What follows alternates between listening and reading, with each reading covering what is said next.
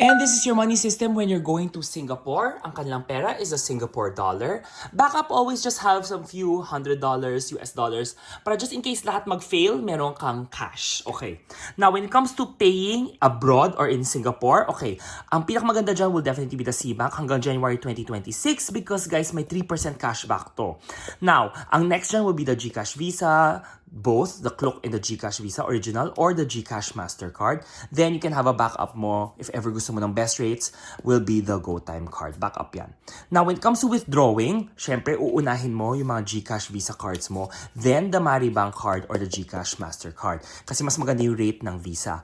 So, ang natry ko dyang bank there is UOB. So, I'll put a highlight here. So, yun yung magandang bank dyan kasi walang access fee yan. But please check before you're going to withdraw. Then, of course, your credit cards.